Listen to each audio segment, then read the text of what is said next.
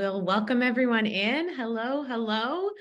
I will give it a moment as people come in, but if you're here for the Letting Go of Perfectionism webinar on the overlap of OCD and eating disorders, you are in the right place. We'll give you a few minutes to log in, get comfortable.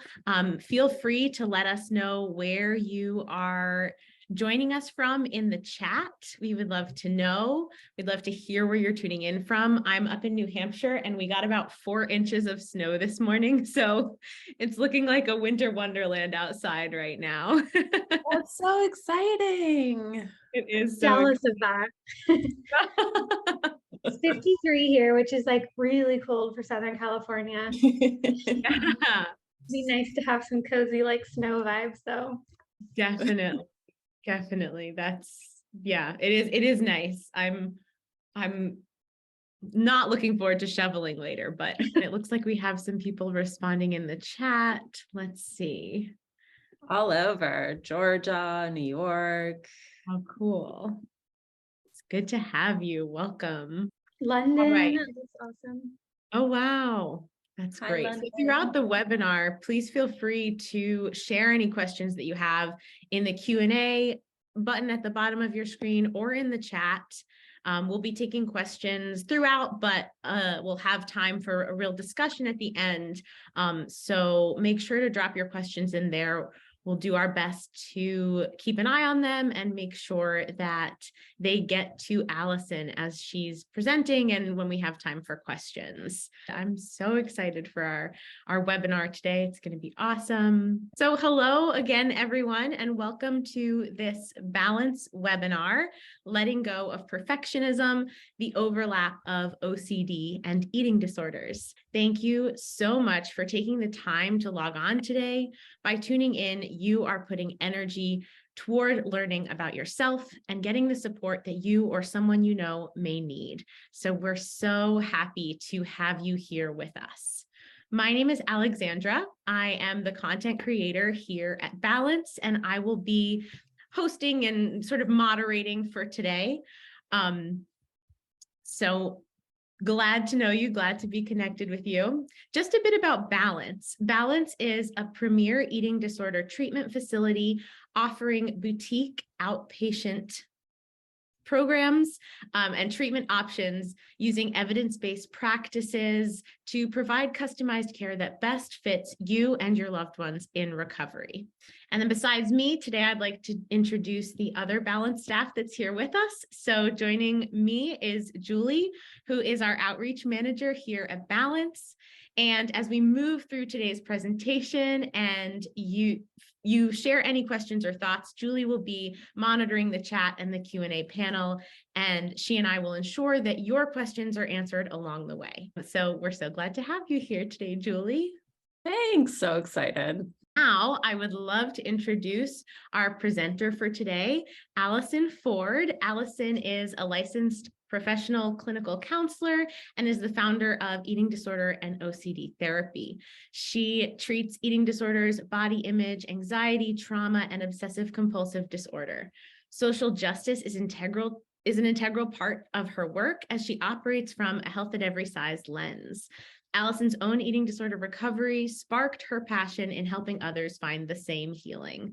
So thank you so much for joining us today, Allyson. We're honored to have you, and we're so lucky to be here for this presentation of yours. Thank you. I'm so excited to be here with you all. Yeah. All right. Now I'll pass it over to you to take it away. Awesome. So just a little bit about what we're going to cover today. So number one, we're going to sort of learn about why the holidays and the anticipation of a new year can aggravate perfectionism. Perfectionism is something that is linked to both eating disorders and OCD. So we're going to also identify how holiday stress can impact eating disorders and OCD recovery. We will start understanding the relationship between eating disorders, intrusive thoughts, and compulsive behaviors. And then I really want to leave you all with some practical tools to manage that stress and the intrusive thoughts during the holiday season. So I think that there's this cultural myth that the holidays are this really exciting, joyful, festive time. And for a lot of us, they're just not. They bring up a lot of stress and difficult memories or family dynamics. So I just want you all to think about how do you really feel during the holiday season? This is a space where you can really kind of identify your true feelings. Some people report feeling a sense of dread, sense of urgency, a feeling like you might or you must get everything perfect or just right to provide the best holiday experience for your family. You might feel some unease about the lack of routine and schedule. It's a time where we're usually taking a pause from school and work, and that can be really ungrounding. It's normal to have some fears about having less control over food choices, especially in recovery, and just the pressure to be happy because we're told we're supposed to be happy this time of year, just so then every time we're not, there's like a feeling of shame or guilt. So these are some really common experiences. So just see if you identify with any of these. And again, this is a space to just acknowledge how you really feel. And yeah, if you answered yes to any of these, you are definitely not alone. Actually, what we found is that over 2/3 of people report significant increased stress during the holidays. And that's without underlying mental health conditions. So some of the facts, like I said, 65%, over 2/3 of the general population report increased stress around the holiday season. These increased stressors can aggravate underlying mental health conditions. We know the environment has so much to do with the stability of our mental health. And this can result in a heightened need for control. Perfectionism can come out, which leads to unrealistic holiday expectations, and then just kind of sets us up for feeling let down.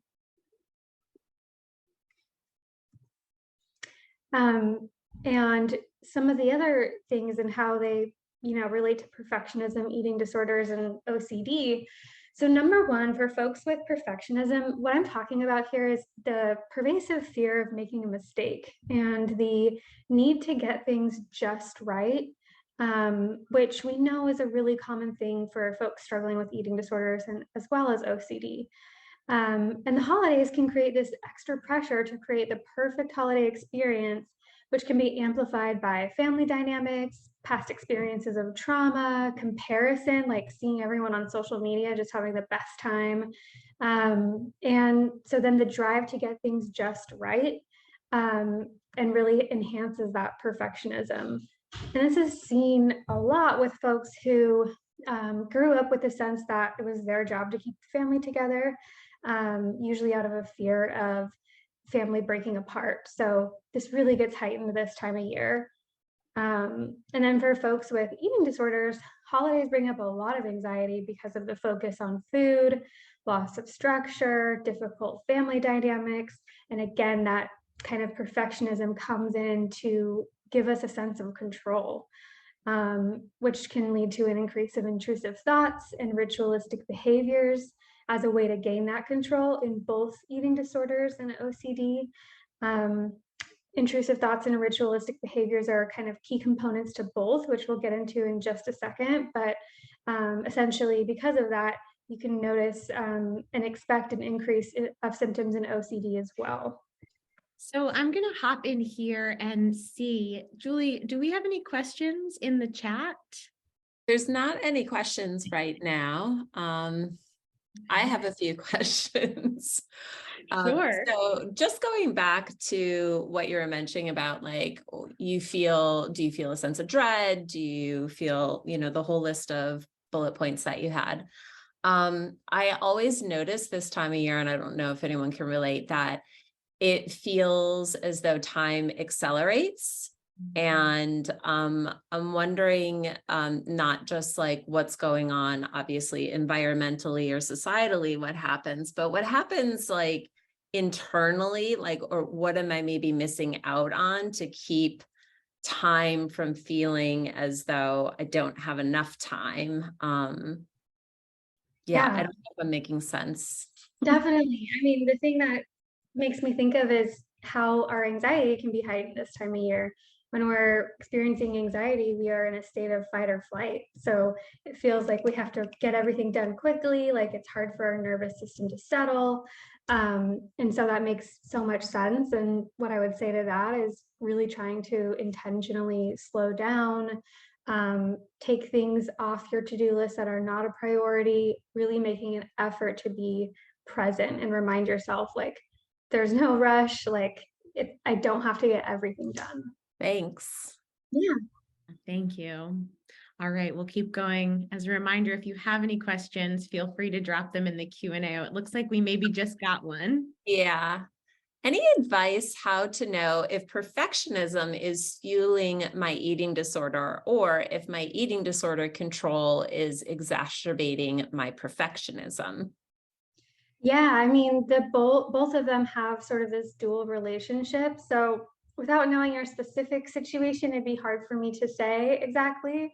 But what I can say is that perfectionism is a common trait in eating disorders. So a lot of times when you like kind of look back at your timeline of your life, you might see those needs for perfection even before the eating disorder manifested. And then typically it gets heightened during an eating disorder.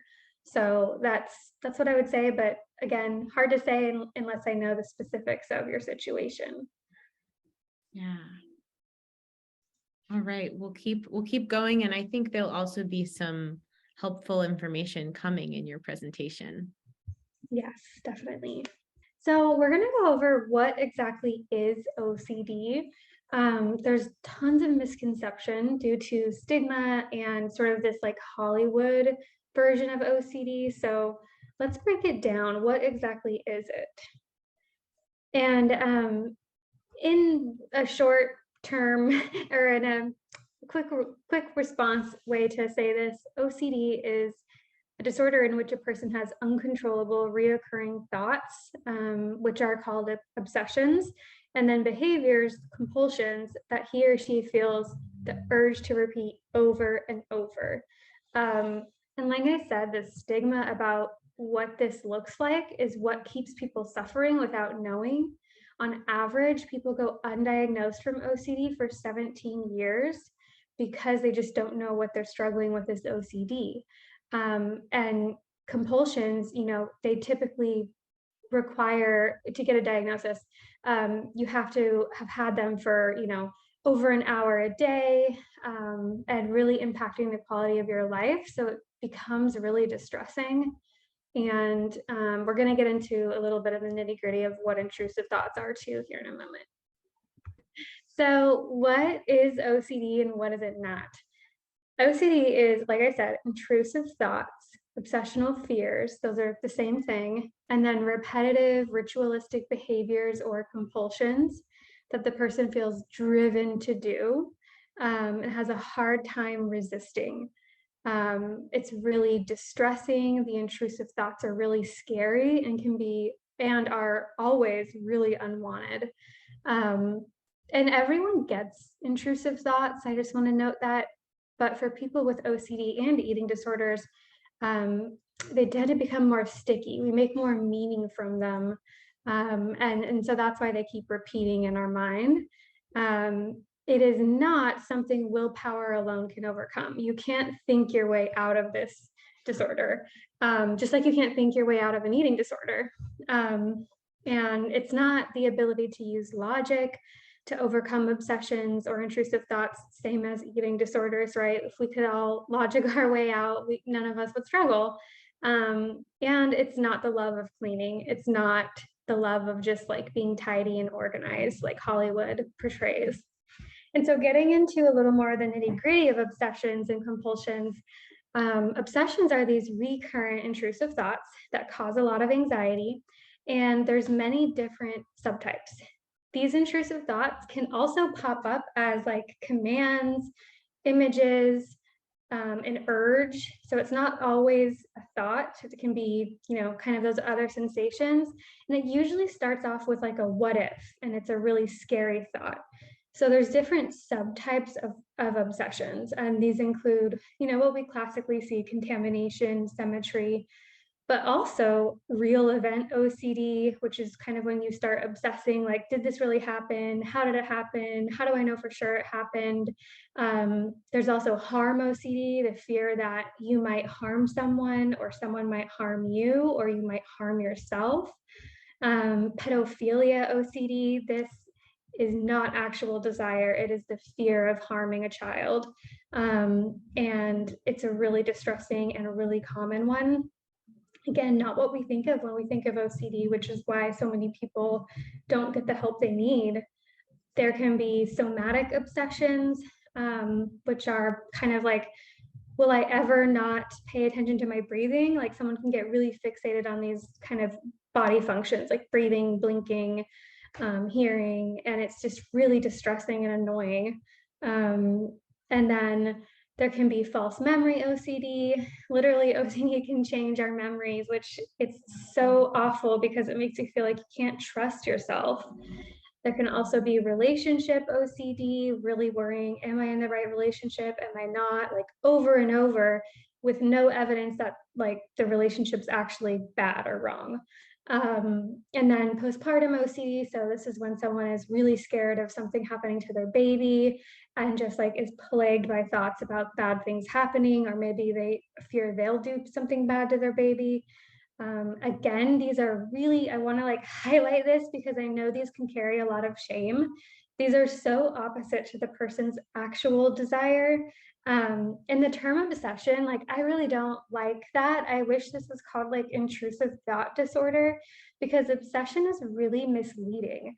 Obsession makes it sound like, you know, it's something we enjoy. Like how many times do we say like, I'm obsessed with this new coffee shop or this new hairstyle, right? Like we like it, but in this context, it is the opposite. So I really wish that the term was different because it is so misleading. Who wants to say like, oh yeah, I'm obsessed with thinking about harming people? Like that just like, of course you're not going to tell anyone. That's scary. And then the compulsions, these are these safety-seeking behaviors that help us feel more in control in the short term. So they might give us some relief in the short term, but then they end up becoming more and more rigid, ritualistic, and they actually reinforce our fears on like a neurological level.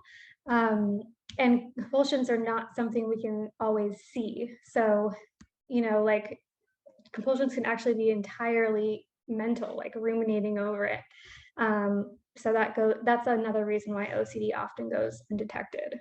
And then this OC cycle is really, really important to understand, which it also applies to eating disorders too. So basically, the OC cycle always starts with the intrusive thought, the fear, AKA obsession, but you all know now I don't like that term. So it starts with this, oh my gosh, like what if I snap and like hurt my partner? Then there is this intense anxiety, or it can also be feelings of like disgust or shame, and this urge to react, to do something about it, because that's the function of anxiety. It promotes us to take action. And then that's when those ritualistic compulsions come in as an attempt to relieve that anxiety. So you might do something like telling yourself, oh, I would never do that. That's silly, like reassuring yourself, which sounds logical, right? But for someone with OCD, it really traps them in the cycle, because you're trying to like answer something that's unanswerable, because nothing in life is 100% certain. So what happens is OCD, we also call it the doubting disorder. So there's going to be a temporary period of relief, but then that obsession is going to pop back up. And that's because every time you do the compulsion, you're telling that fear center of the brain, okay, this is what we need to do to relieve our anxiety. But then it just reinforces that fear. So every time the fear pops up, the same cycle needs to go on, and usually more and more compulsions come. And like I said earlier, someone without OCD has these thoughts too. They just don't get the sticky anxiety response. It's just able to float through their brain a little easier, like, whatever, that was a weird thought. But yeah, with OCD and eating disorders, that's not the case. And I think it comes from a really protective place. I don't want to pathologize anyone here. Like, it comes from a place of like not wanting to do anything wrong. And so our nervous system is just a little more on guard.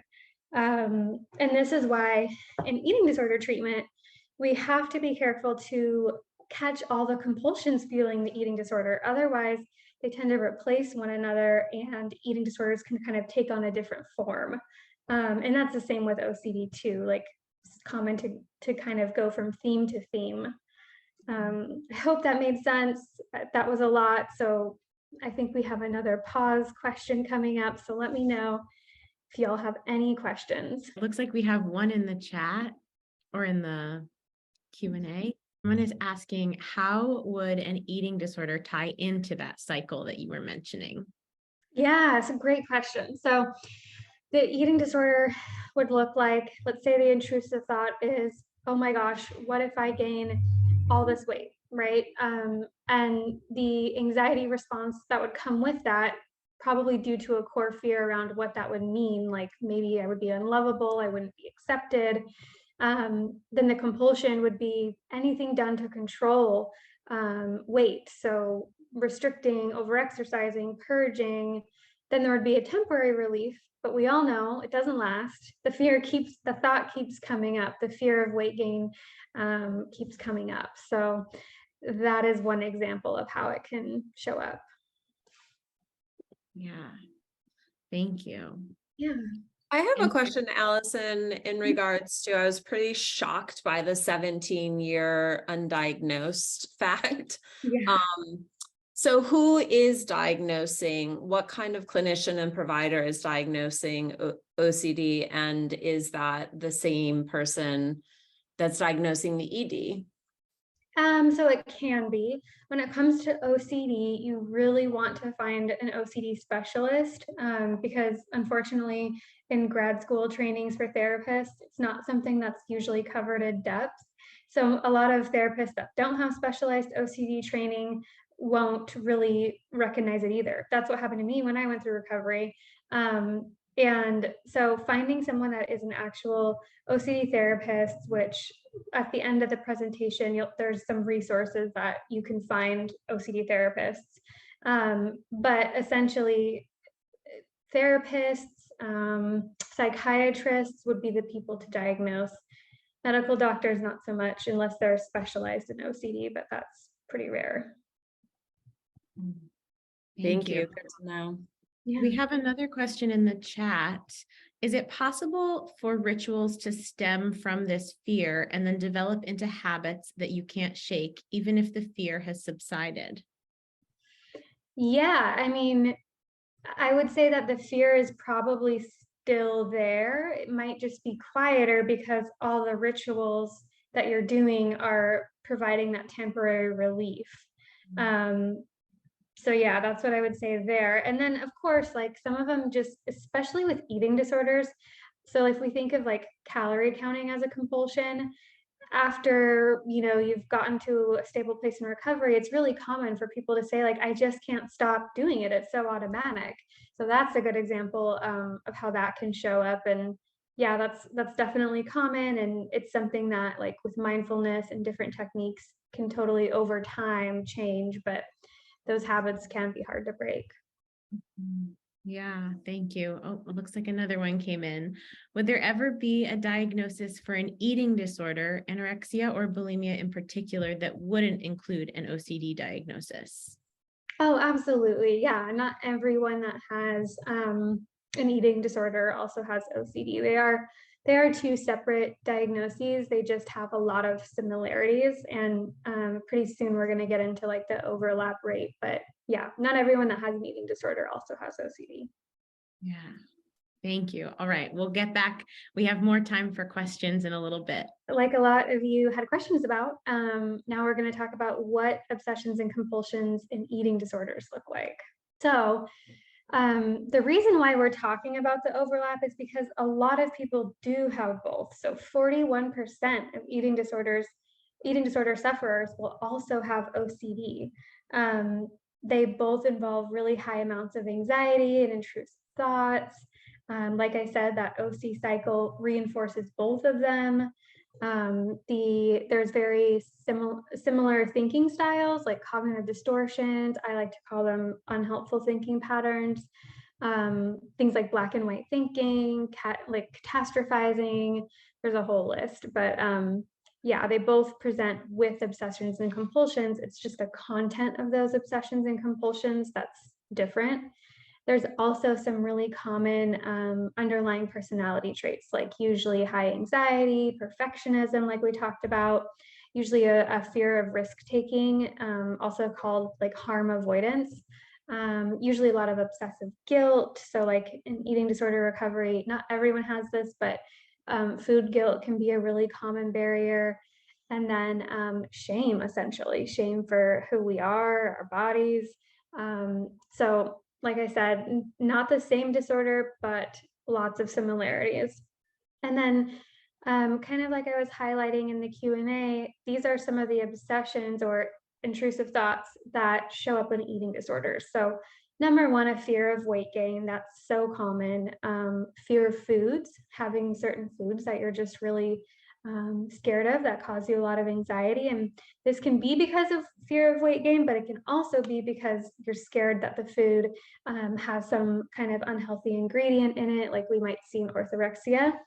And then the fear of losing control around food. So often with all of the eating disorders, not just binge eating and bulimia, but also anorexia, there's this fear of losing control. So we become over controlled.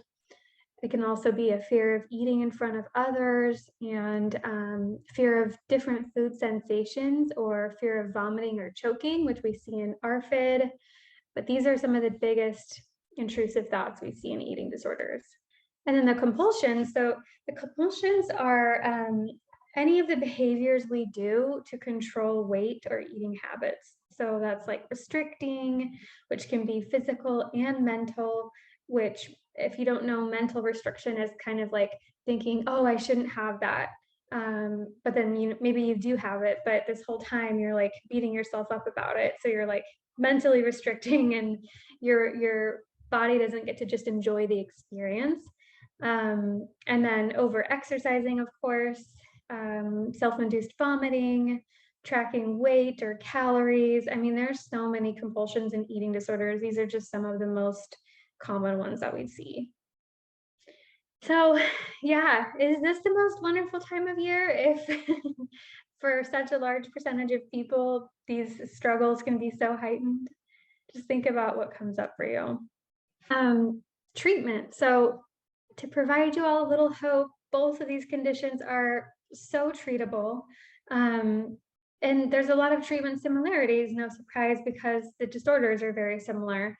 Number one, ERP, exposure response prevention, is the frontline treatment for OCD, and we also use it in eating disorder treatment. This is where therapists, dietitians help gradually expose clients to the fear while at the same time reducing compulsions. So you might have done this if you've created like a food fear hierarchy and gradually, slowly tackling each one. In OCD, it looks like, let's say the fear is contamination and there's all these compulsions you're doing to not become contaminated. Then we go through one by one, the least distressing to the highest, like let's start taking those away so we can stop that OC cycle. And then in conjunction, I really like using acceptance and commitment therapy with ERP because it really helps identify your true values versus what the eating disorder or OCD wants you to do out of fear. So we start aligning our behaviors to our values, separating ourselves from the eating disorder and OCD. And exposures kind of come up naturally in that way. And we can use techniques like mindfulness and thought diffusion, which we'll get into, to help with those thoughts too. DBT is great because in both of these conditions, there is a lot of distress. So DBT teaches and emphasizes distress tolerance skills. What are ways we can manage these fears without compulsions? Emotion regulation skills, because we know both of these conditions also bring up so many emotions, so much shame, sadness, distress, grief, loneliness. So really helping manage those emotions in a healthier way. And then medication management can be super, super helpful, especially for OCD. With eating disorders, there's not a ton of info on like efficacy of different meds specifically for eating disorders. However, kind of like the coexisting disorders like anxiety, depression, OCD, that can all be targeted by medication and can then help the eating disorder. So the frontline treatment is SSRIs, otherwise known as antidepressants. They target OCD as well and anxiety. They often do take longer to have therapeutic effect when you're struggling with OCD. So it can take up to 45 days versus the typical 30 days for depression or anxiety alone. And then there's lots of new emerging treatments like psychedelic therapy, ketamine-assisted therapy that can help as well. Any questions on that? We have two in the chat. One says, Paige is asking, do you find OCD and EDs often co-occur?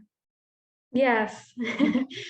I would say from like, being in my own, I own a group practice that treats eating disorders and OCD, and I see it so commonly overlap. Like I would expect that 41% rate to be quite a bit higher. I think just a lot of people don't know they're struggling with OCD. And it used to be considered like a similar diagnosis, but like on a different spectrum. So it is very common, unfortunately. Yeah. And our second question, I think you probably answered it, but I'll run it by you just in case you have a few things to add. Someone asked, could you quickly describe what the therapy treatments are, ACT and DBT? Yeah, so acceptance and commitment therapy is really about like helping you identify what your values are, like your true core values, and then aligning your behaviors with those values.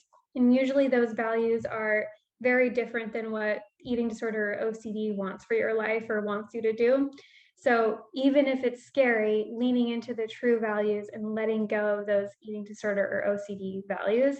And then it also includes other techniques like learning how to detach from your thoughts, mindfulness. There's a lot that goes into ACT, but those are some of the techniques that I find most helpful. And then DBT is really great for helping you kind of navigate emotions in a more regulated way so that you don't feel the need to use compulsions. Same thing with like distress tolerance, just different ways to manage distress that aren't going to harm you. Yeah. That's in a nutshell, but there's a lot more that goes to both of those treatments. Yeah, that's a good nutshell though. All right, let's keep going. So yeah, now we're going to get into some tips and techniques to really help you navigate this season. So number one, how do we manage intrusive thoughts without compulsions? That is the key here, right? Like it's not the intrusive thought that's the problem, it's the compulsions, because the compulsions are reinforcing the fear in both of these conditions. So I'm going to go through just a few techniques, and I want to note that not all of these are going to work for everyone. So just find and try out what works for you and leave the rest. So number one, the goal is not to get rid of the thoughts. I know that sucks. I wish there was a way that we could control those thoughts, but we really just can't. No one is in control of what thought pops into their brain.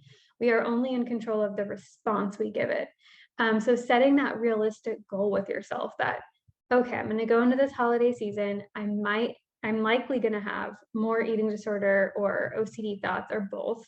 I'm going to go into that accepting that, but I'm going to also go into it knowing I can change the relationship that I have with them. So this starts with really radically accepting that the thoughts are going to be there. Like I said, like I think the statistic is like 70 million thoughts come into our brain a day, something really wild like that. I could be totally wrong, but it's something really high. And we really can't control what those thoughts are. It's just our response. And so That radical acceptance doesn't mean you like them. It simply means you're accepting the reality that you cannot control them. And I know that feels really scary, but that is just how brains work. And what we can do then to change our relationship to them is practice noticing them without engaging in them. So noticing those eating disorder or OCD thoughts, even saying to yourself or out loud, like, oh, okay, there you are again, eating disorder. I'm not going to figure this out right now, or I'm not going to refuse, or I'm going to refuse to fight the thoughts, like kind of dropping the rope. Same with OCD. So acknowledging it, but then refocusing your attention back to the present moment, to whatever values-based behavior you're doing, or just day-to-day behavior that that you need to get done. So maybe you're like cooking a meal with your family and all these thoughts come up. Okay, so you're not going to avoid it because that is a compulsion. You're just going to acknowledge it and say, there you are again, eating disorder, and then shift your attention back to the present moment. And just, it can hang out in your brain if you want to. We can think about multiple things at the same time, but we can also choose where we put our energy, if that makes sense, our focus. And then I always encourage people to bring the discomfort with you. Wake up and know that these thoughts are going to be there, and just invite yourself to bring the discomfort with you as you go about your day. Really lean into it. I know that sounds so scary and you're probably like, what the heck? What kind of advice is this? But again, because we can't control that, the more we just sort of surrender to it and expect it to be there, the less anxiety provoking it's going to be. And then the less rituals we have to do, because we're just like, okay, I can feel this discomfort and I can like do these activities I want to do. And so another way that I like to deal with these thoughts and to teach clients is to sort of sarcastically agree with the thoughts. So sort of, if you picture your eating disorder or OCD like a bully, if anyone's experienced bullying, which I'm sure a lot of us have, when you start fighting with the bully, they just get stronger and stronger, right? They might say more and more mean things. That's what they want. But if you just say, yep, you're right, and agree sarcastically, the bully is going to be like, well, this isn't fun, and like eventually kind of walk away.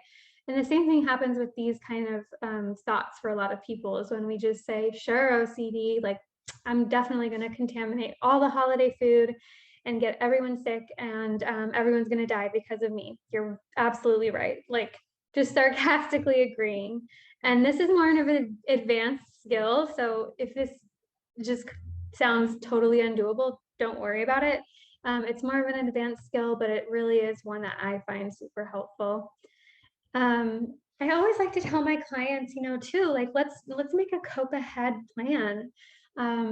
Again, knowing that this season is going to bring up discomfort, what can we do to help self-soothe ourselves, to take breaks throughout activities, not overbooking our days? What kind of social support do we have to reach out to? Really making like a coping plan list. I always tell my clients, like, let's keep it in the notes section of your phone. That way, no matter where you are, you can remember, like, okay, I'm going to go through these coping skills. Picking like an affirmation too, that really resonates with you can be helpful. So something like, this is uncomfortable, but not unsafe, right? Like, because anxiety, OCD, eating disorders, they at the core make us feel really unsafe, but really they're just uncomfortable. So kind of saying that to yourself, like, this is uncomfortable, but I'm not unsafe. Or I've felt this before and I've gotten through it. So just something that reminds you, like, you can get through this.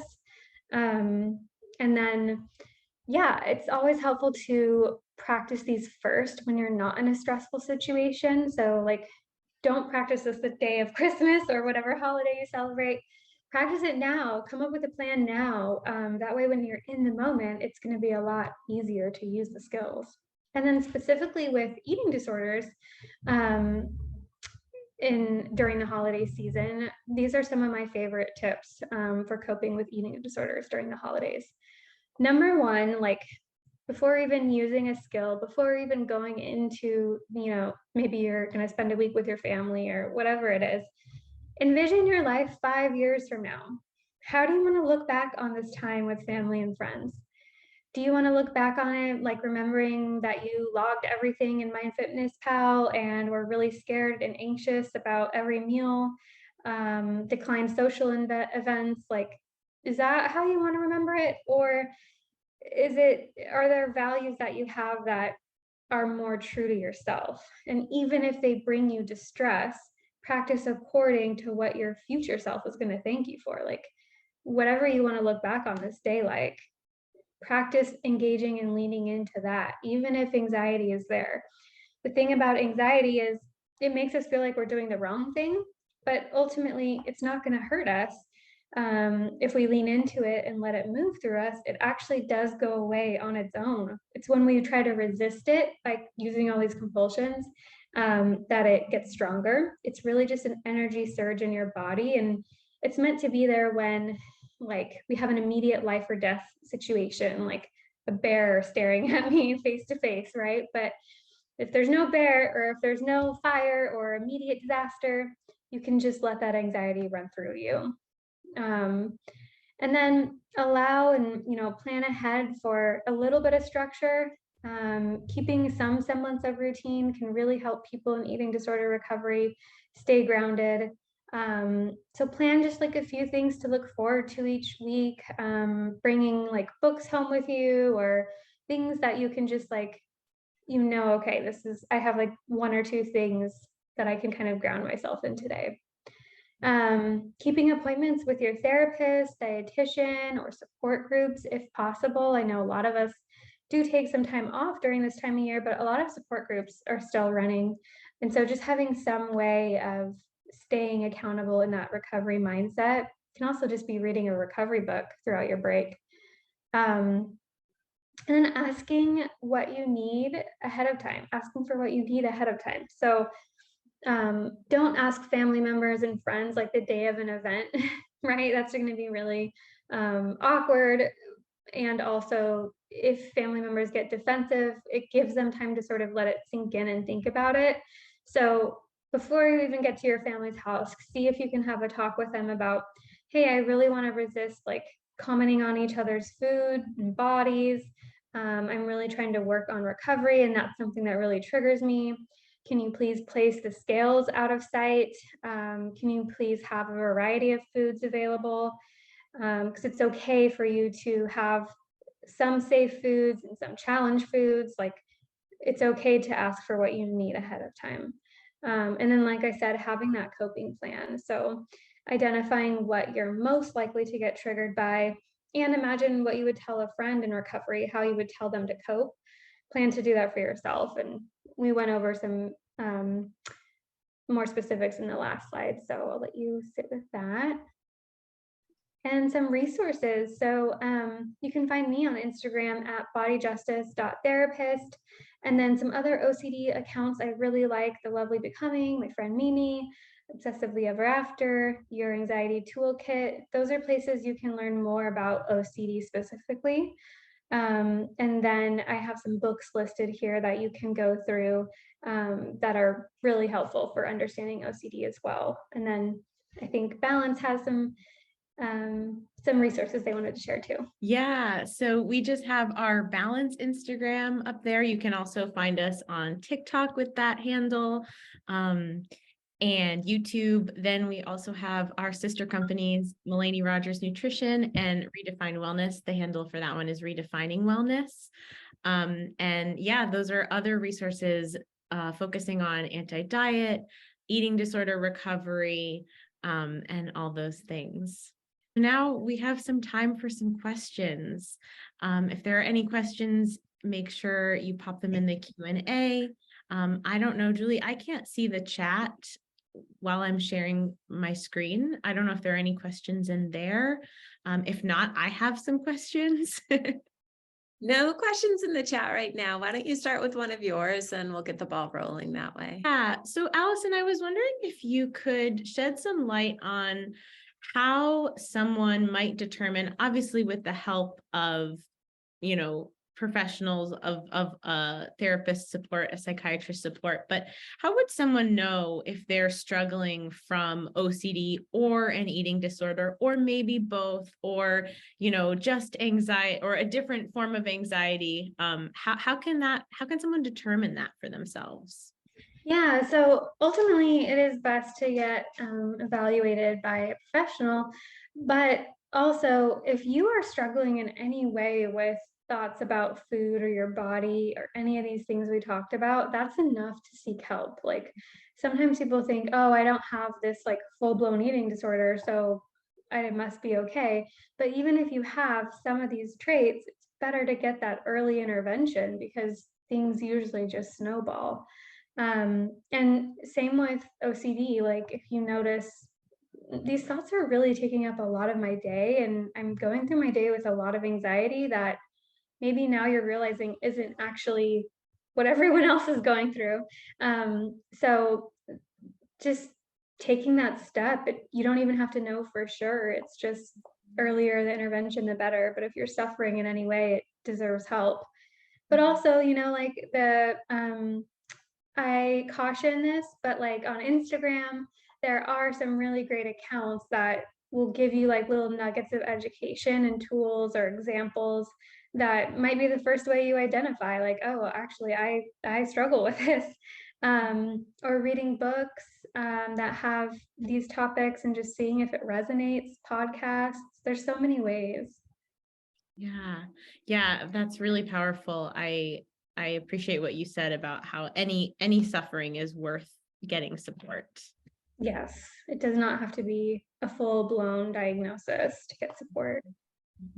Yeah, we have another question in the Q&A. Do you have any tips for managing discussions with family members over the holidays when they don't believe in OCD or eating disorders? That's really hard because you also want to protect your energy. If you know that the family is not receptive to this conversation, or they're going to try to like convince you out of it or make you feel worse, sometimes it is just setting that boundary of we're just not going to talk about that. And maybe that means you limit the time you spend with them this season. But and I hate to say that, but you have to protect your mental health first. And so if they're not receptive, well, just choosing what is best for you and how much can you tolerate, like how much diet or food or whatever can you tolerate. Taking a lot of breaks to step away too if it's just too much. But yeah, just sending you lots of compassion whoever asks that, because it's really hard to not have the supportive people around you. Yeah, definitely. Are there any other questions? Oh, yeah, None in the chat right now. Okay, there's one more in the Q&A. You mentioned exposure, advice on making that first step. Yeah, so exposures are really hard, but what I recommend is like making a list of some of the compulsions you're doing, whether that's for eating disorder or OCD. So maybe it's like for eating disorder, maybe it's I have to exercise a certain amount of time every day at the same time of day. Well, an exposure could be we're going to just decrease that. We're going to cut that time in half, or we're going to do it at a different time of day. Challenge that rigidity, because that's also keeping you stuck in the fear. It can also be things like, okay, I'm going to challenge myself to this fear food that isn't like a level 10 scary, but maybe it's like a 2 or a 3. I can manage it. But really making that list of your specific compulsions, rating them on a scale of 1 to 10, 10 being I just cannot handle that, 1 being it'd be a little uncomfortable, but I can do it. And then start tackling them from the least to the most anxiety provoking, and just reminding yourself every time that it's going to be anxiety provoking, it's going to be scary, but the more you do these exposures and let go of the compulsions, the less in the long run you're going to suffer, because you're breaking that cycle. Yeah. All right. Any other questions? I'm not seeing any come in, so we can move on. And if I see any more, I'll let you know. Sounds good. I do have a question, Allyson, before I get into our programs. Just in regards, it kind of is a follow-up to what you were talking about, like the changing it up through exposures. So when we have compulsions, is it possible for our biology to also get hinged on that? So meaning like what I'm thinking is like adrenaline automatically starts getting pumping at a certain time that we might be doing this compulsion, right? Like over exercising. And if we do change the time, that starts to dissipate. Like, I'm just wondering what's there that might be going on a chemical neurobiological level and how we can play around with it. Yeah, really good question, because the relief is not immediate at all. In fact, when you do these challenges or exposures, or, like Julie said, like switching the time of day that you do exercise, it is likely to cause you a good amount of anxiety. But remember that anxiety is there and valid when we are in a life or death situation. So that's not life or death. We can learn to sit with that, lean into that, practice other coping skills, and get through the challenge. And eventually the anxiety will go away.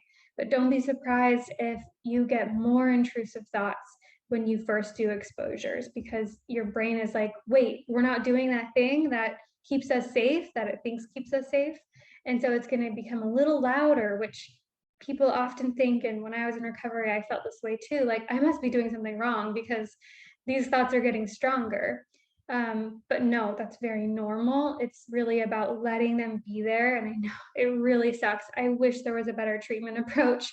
But over time, the thoughts do decrease as our behaviors change, but it's definitely not immediate. Love knowing that. Thank you. Yeah. Yeah, so Julie, if you want to take it away and explain a little bit about Balance's treatment programs in case anyone's interested.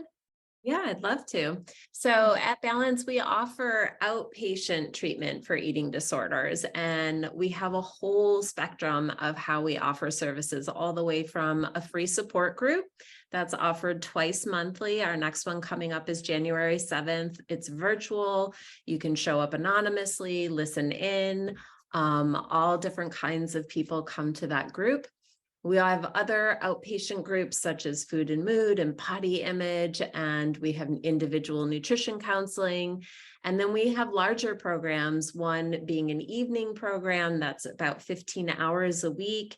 And then we have a day program that would be Monday through Friday, 30 hours a week, 8 to 2. And we also have a Saturday option. So we have all different ways that you can put together your own program in recommendation by your clinicians. I think on the next slide, we talk a little bit more, just it's a recap of what I mentioned, maybe not. But to get started with anything and to learn more information, you can do a free confidential discovery call with one of our intake coordinators.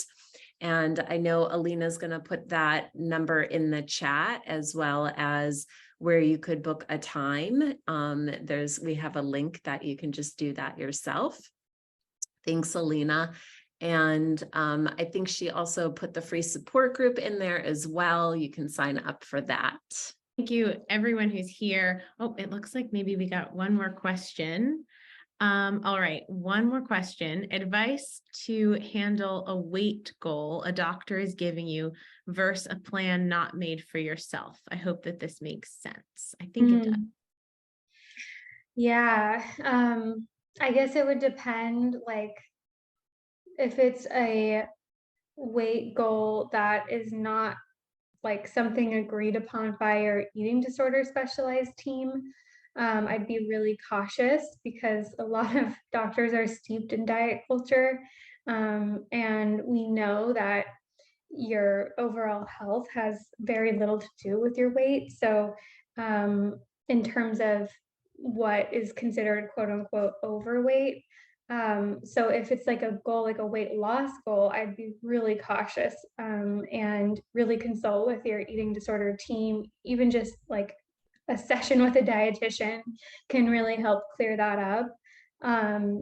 And if it's a goal that maybe you need to regain some weight, then and it's not what you want, I would say try not to focus on the weight too much.